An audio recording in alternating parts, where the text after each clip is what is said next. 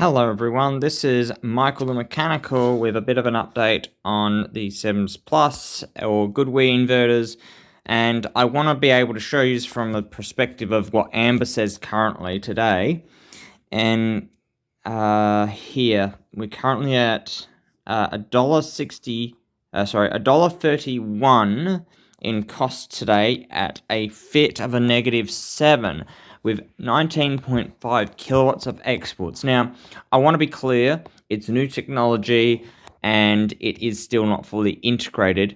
However, it is at a point where even Amber are struggling to integrate Goodwe inverters to their services, and I'm going to advise, in my personal opinion, from being a user of a Goodwe inverter, to avoid getting Goodwe inverters at this current point in time, as they do not have curtailing available with Amber at this current point in time. They also are very hard to change settings on and stop from exporting. You have no time controls, which is one of the problems. First of all, actually go to Alpha ESS to try and show you some other variables, which would actually be able to help you understand a few things. For one, this is our solar inverter, and if I go to charge and discharge settings, you have settings. You can change the charge times, like the 00, comma, I don't know what they're called, semicolon, colon, and then you have the 00, semicolon, 15. You can actually change the charge and discharge times and control exactly when things happen with these systems. You can turn them on and off on this, and I'm pretty sure if you set one, you can also add another one. You've got 6 items, so you can do it several times a day. And this is a alternative to curtailing. You can curtail using this app. However, in the Sims Plus app, this is new stuff and it sucks.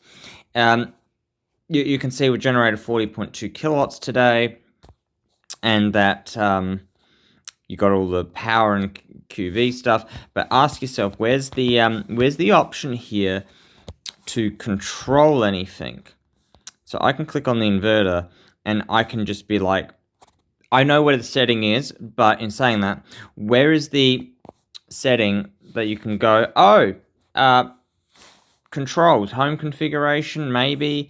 There's nothing there. It's not easy to find the setting, but the setting is on this page, and you see where it says monitor. Directly to the right is a cog. You click on that cog, you get this window here. You agree to the above conditions, who cares?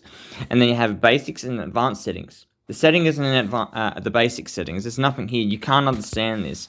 It doesn't tell you anything that is helpful. That's not helpful. The only setting there is in advanced settings, and it's the hard limit. If you see the power charge gradient, you have to set a power charge gradient, or you have to hard limit it. Now, this is stupid because it only does so much charge per day then, and that's all it does. You can't set it to work for a certain duration or just set a power gradient for a certain time frame of the day and then stop and then resume it at a later time of the day when it's more profitable. No, you have to export it all day or not at all, or to a gradient which will only work on the first part of the day when there's a spike. You've got to turn the hard limit off. So it is a challenge to work with something like this to do anything. So the only way to hard limit it and stop it is this, and then you have to keep going back in and out of the app all the time to stop and start it. The technology just sucks at the moment, and if anyone calls a Goodwe inverter or Goodwe's company in any sense a smart company, let me make this clear. They are a basic company. They are a cheap company that are providing a cheaper service, but they're not providing you any smart features to support you and your lifestyle and your household. It's coming from other companies. They provide you something basic. Now, to prove my point on how not advanced they are, look at their competition, which is Alpha ESS. They have smart features which, if you know how to use them, you then have control. Alpha ESS puts control in your hands. So even though they are similar companies in some sense. Goodwe provide a basic inverter model, whereas Alpha ESS have more smarter, more advanced things. I wouldn't even call it smart, because if it was smart, technically it would know when to stop and start. It'd be able to communicate with everything very effectively. But I still call it smart because it does integrate with Amber. It does work. Goodwe does not. And unfortunately, unless you can control your Goodwe inverter and stop and start it, you're going to have challenges where you're not going to be able to stop it from making sales, and you're going to potentially make losses. And I wanted to make this clear because it is very important that anyone looking to get inverter is aware to avoid a Goodwe. Definitely one of the ones that I can practically tell you is not good at the moment. Now, that's not to say that they won't fix things in the near future. That's not to say that Amber will not get the Goodwe curtailing under control, but curtailing for Amber doesn't work, at least. It might work with another company, but you don't want to be jumping companies all the time to solve a very simple problem. And that simple problem is curtailing. As a user, I like the idea of a basic functionality, a system where I can pay a little bit of money to get something that just works. But I also don't want to be put in a boat where I buy the system and then I'm also still paying, but to export my power. I'm producing value, but I'm paying to produce that value to give to someone else. That just doesn't feel fair to me or right, because I need that return on investment to replace the system sustainably. Okay? So it's, for me, when I work with my systems, when I work with everything I'm working with, it's about sustainability. So in one hand, this is a bad thing, but let's go and put a light on some of the good at the moment. We are actually in a better boat than we've ever been. We are actually going negative 53, and you can see that yesterday was -2, so we did make a profit yesterday. The day before, $2.64. And you got to think, is the effort for return on investment worth it? And I'm going to say, not a freaking chance unless you can do it quick enough that it's like, do nothing. If you can do this consistently and do nothing and make the return on investment, then that's good. But if you're always micromanaging that, think about the value of your time, and it becomes lesser and lesser in value. Okay? It should only take you a couple of minutes, because every minute of your time is worth value. So, be smart and assess whether or not making 50 cents or 13 cents or whatever is worth your time, or making a couple of dollars. For me, a few minutes, turn it on, turn it off, every time I'll be honest, the Sims Plus is slow. It takes up time, and it takes me a few minutes, and those few minutes cost more than the usage costs. So, therefore, I would say it is not worth the return on investment for me to spend my time doing this when I'm making about 50 cents a minute doing my other stuff that I'm doing at those points in time. Because I am waiting several minutes for the software to load and to do things. When I close the app, if I'm lucky, I can replicate how long I'm sort of waiting. It'll be bouncing on the screen in a second if it's loading or whatever. Or when I'm clicking on pages, it will be bouncing on screen. It takes how long it takes to load this app up. That's the first problem. And look, it's still loading. And then a little bouncy thing on the screen. And now it's loaded. It's taken like a minute. That's about 50 cents already right there. Then I've got to go to the devices. Then I've got to open the device. It's bouncing on screen again. How long do you have to wait for it? Probably a couple of seconds. Cool. Now I'm going to click on the monitor. I agree to all above. Ignore. Go to advanced settings. How long are we going to wait for this? Now I've got to turn on the hard limit. Okay, cool. Done.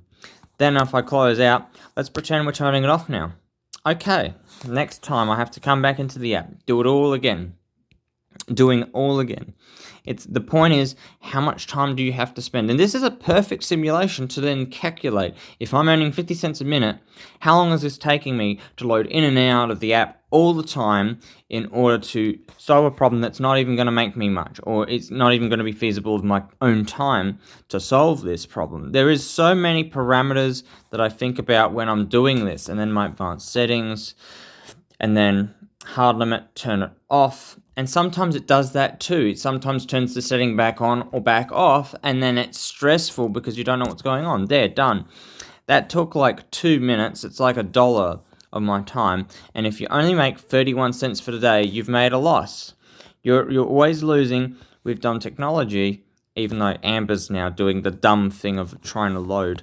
It's either my phone being dumb or it's the software. It's one of the two. And I'm going to go with probably part of it's my phone. But in saying that, you got to look at all of the aspects of a sustainable system.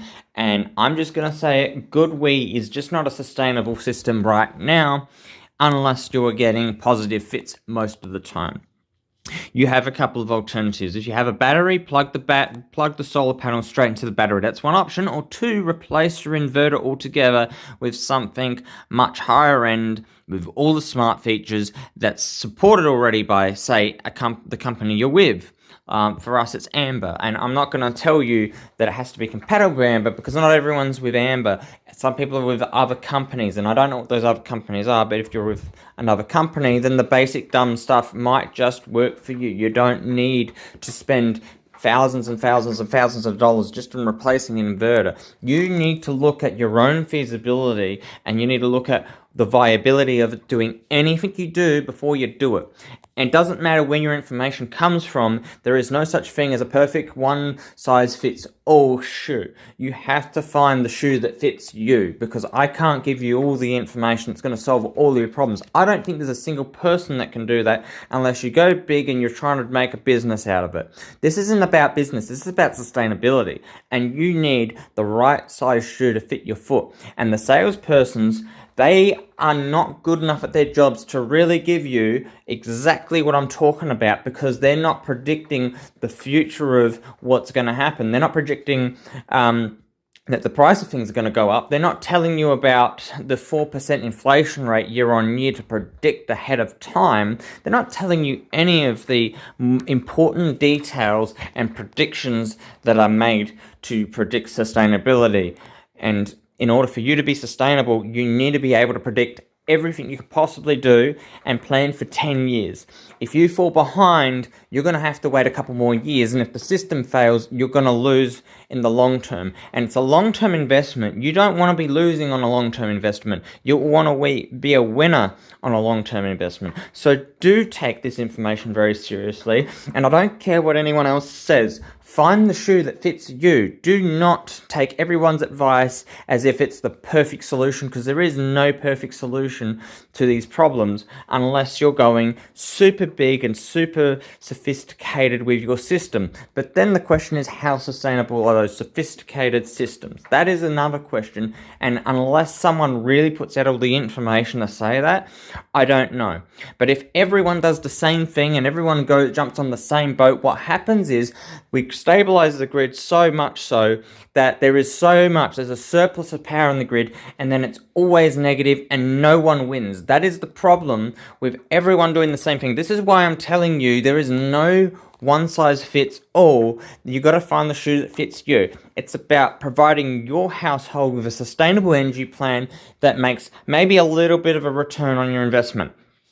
This is not, and in the long term, this will never be a sustainable solution specifically for us, unless, as the government has spoken about doing, exporting our extra power to other countries that actually need the power, and they'll buy it back from us. Little islands will buy it from us because we have the land and the capacity to generate power, but they don't have that kind of land or those kind of resources or big houses and properties to do such things with. We can then sell our energy to those countries and help them out at a lower price, and we can still sort of maybe win at maybe a 1 cent, 2 cent per kilowatt thing.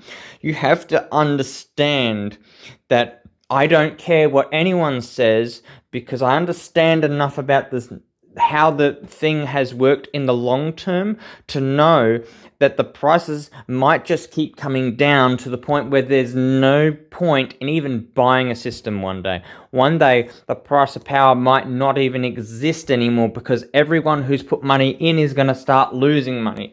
This is about predicting the future. This is about predicting everything that's going to come at us because there is no one size fits all. That's the thing. You need to find the shoe that fits you. I'm going to stress it so hard, and really, I'm serious. This is not a joking matter. This is about my investment, your investment. It's about everyone's investment into a greener future. And some of us are going to win and some of us are going to lose. If you take this seriously enough, you're not going to let a salesperson push you into buying a bigger system. You're going to buy the system that you believe is right for you, that is basic and stupid enough that you don't have to think too much about it. If something goes wrong, you're going to see it in your bill and you're going to see problems and you're going to be able to get onto the parties that are relevant to the situation and get the problem solved. And you want a little bit extra coming in to then cover those costs. Don't try to make a profit on these energy, because in the long term, if the price comes down to be nothing while everything else goes up and energy prices just plummet, then we're going to have a problem. And they've just said the price of power is still going up, which is crazy considering I think it was a 38% leap in price for power prices, considering how much energy we're really generating and who's generating all the power now. My state generally says we're generating, say, 119% renewables in the grid for the day. And then 77, 99. There is a lot of high days, and it's renewables. It's not coal fire and it's not other garbage. It's literally renewables. We are generating the power, and eventually when we're 100% plus every single day consistently, and it's coming from renewables, hopefully that's not talking about windmills. Hopefully it's talking about the solar on your rooftop. Then you'll know that the big energy companies are no longer providing you value. They're helping provide value for themselves from helping themselves to your pocket. Big companies are putting their hand in your pocket because you've got solar on your roof, and they're going to take advantage of it. They'll take the power from your rooftop, put it in their batteries to store, and then sell it. And they'll find a smart way to make money. Or they'll use everyone else's batteries to make money and just be the connection, the transaction point, which makes the money. They'll make 20 cents per kilowatt or whatever the fees are for the connections and whatnot per kilowatt. You have to see that this is what it looks like to me. And if you can see what I see, then you'll understand why I'm stressing that you just need to find the shoe that fits you. Currently, this is the perfect shoe for our household, except for the fact that the solar system was, in fact, too big, that it didn't account for all of the predictions I made. We got it just because the salesperson was trying to be very nice and helpful and give us an even better deal, and they did. They gave us a really good deal that's costing us now because of the negative tariff thing going on.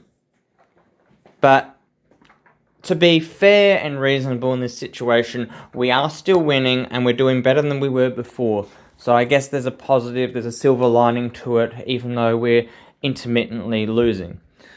But it is a problem because what you can't see in some of these figures is the days that I have been actively turning on and off the system. And I did it on a day that was about $4. So that's a day that I did it. And I was at work and I turned the system back on at 5 o'clock and it sold power from the solar production, which was still about 1 to 2 kilowatts of generation at 5 o'clock in summer. And it made a few extra cents, which is great. And it kept the higher price from what I can remember. Total usage, price paid, the exports, 29 cents. Most other days, when we're losing, it's generally around the 10-cent mark because it's generating so much power and exporting, and then it's trying to compensate at the end of the day. So it's bringing our value down from like 20 cents to 10 cents, all because automations suck. Look, price per export on this day, 3 cents. You don't get 3 cents unless you're exporting during the earlier day because in the late day, the prices are generally higher. And interstate, they got prices that are staying really. Look at this. The total exports at 1 cent per day per kilowatt is 37 cents earnings. That doesn't even offset our supply charge for the day. We're trying to offset every cost. We're trying to offset about a $5 cost for the system's cycle usage. We're trying to offset about $1 for the connection fee, which is a total of $6. Then we're trying to offset our usage on top of that, which is generally around $5. So it's an $11 cost per day to us, and we're trying to offset everything. We're not paying for our energy in one hand, but we are paying to export it, so it's pushing us back into usage in a sense of price. So if we look at the best day, we're already offsetting $5 in a sense. I want to go to a negative day, which is today. Okay, so we haven't paid $5 for our power. We're paying $1.31 for our power. That's the way I'll look at it. Then we got to pay $1 for the supply charge, which pushes us up to $2.31. Add on top of that the cycle, and we're looking at $7.31. It's cost us today to cycle the battery, essentially. And now the cycle counts are a bit weird because that's a full depth discharge, and we aren't achieving that full depth discharge, so it might be not entirely 100% relevant to us, but we don't know how long the system's going to last, and we want to sustainably replace the system in 10 years or whenever it's feasible to do so, and then go a little bit bigger for free phase if we end up going free phase. And we still got to get free phase, but we're also planning to go electrify our cooktops, and there's so many sustainability factors. It's costing us about $5 a day just for the gas, I believe. And that's 90 days, $350. It's an interesting one to try and calculate, and I can actually try to figure it out quicker without having to do too much. I'll just use... Wow. Alexa, $350 divided by 90. And this is gas costs. 350 Australian dollars divided by 90 is 3 Australian dollars and 89 cents. So add on to the current cost of about $7 that, and we're back at about $11 to $12 per day. And that's what everything currently is costing our household.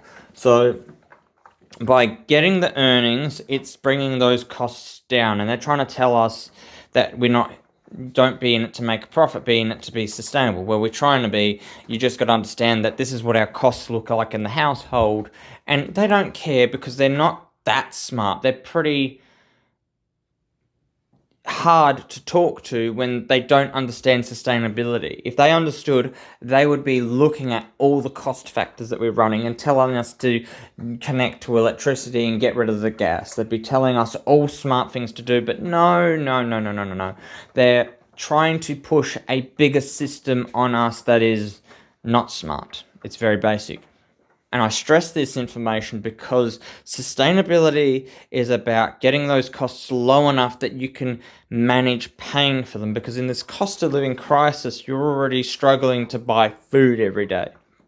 And you're struggling to pay your rent. And you're struggling to pay all your bills.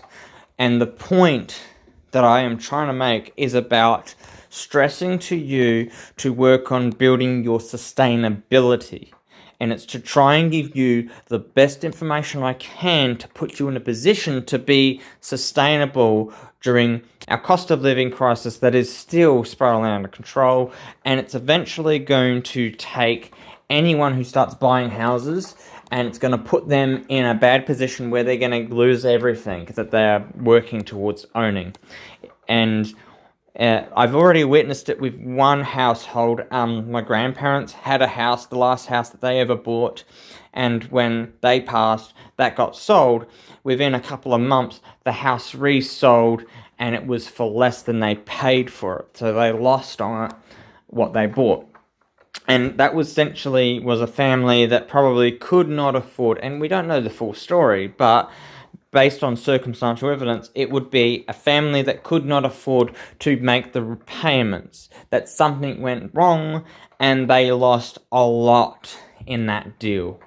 So thinking about sustainability is so critical to me, so critical to you, that you need to take this information seriously enough and work on every facet that you can to make every aspect of your life sustainable. Do the best you can and you'll be comfortable. And don't let people give you misinformation.